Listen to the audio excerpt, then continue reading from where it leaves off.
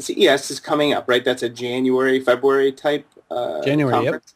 But the question that I had for you is related to, because we covered it a lot over the course of the year, was just the concept of conferences and conventions in general. You obviously do a lot of them. You're speaking at a lot of them. What kind of advice would you have for people who are watching the show about conferences in 2012 and conferences in 2011? Is there a way to get the most out of them? Would you say people should be avoiding them and buying the box of CDs later? What's your advice around going to conferences? So where everyone goes wrong with attending conferences is that they go with the notion that they've heard it's a great show and they're just going to go and they're just going to see what happens. And if you don't go in with an agenda, it's kind of like wandering into a library or a bookstore and going, boy, I hope I come out of here smarter.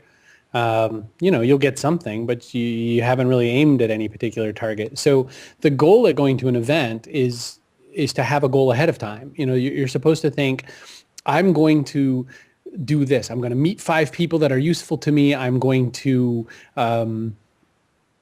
connect with some people to show them my new product. I mean, whatever it's going to be. I'm going to take away ideas that I need to enhance my business. These are the kinds of things you're looking to do. You also, if you're going to bother going in person, then one of the goals is to make new physical connections, make new faces and names connected. And the hardest part of that is getting out over the shyness. And so one of the things you need to do is to say, even if I'm the most shy person in the world, I'm going to dare to introduce myself and strike up a conversation with 3 or 4 people.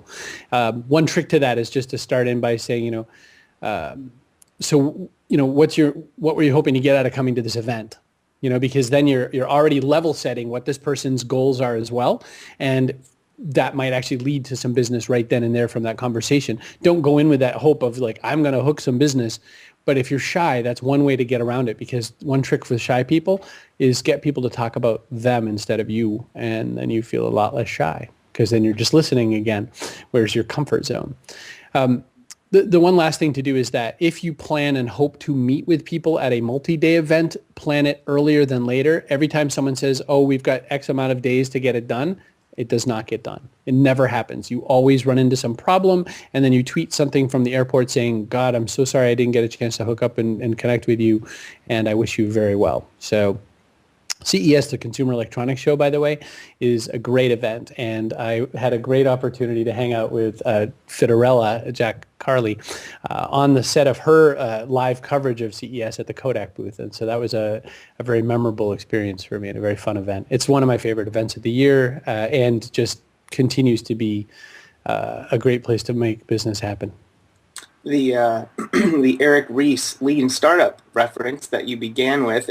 So what you're really saying is the same approach that we would take to running a business is pretty much the same approach as attending a conference, right? Have a plan, stick to it, make a list, knock it out, go in knowing what success looks like.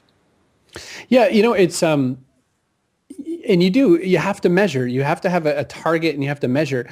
Imagine owning a GPS and then just driving around with it and never like once programming in a direction. That's kind of what you're doing if you don't do that. I mean, getting in a car and just driving isn't really going to help you accomplish anything unless the goal is just to drive the car, which kind of gets, it's, the car I drive that's fun, but it doesn't mean that I'm getting anywhere, So with events, that's the real trick that I think most people fail at, is that they don't realize that they need to go in with some kind of an agenda. And they have a few goals. Rob Hatch was telling me about his, I think it's his brother-in-law, who sets 3 goals for every race that he runs. And one of them is to enjoy the race no matter what, just enjoy the scenery.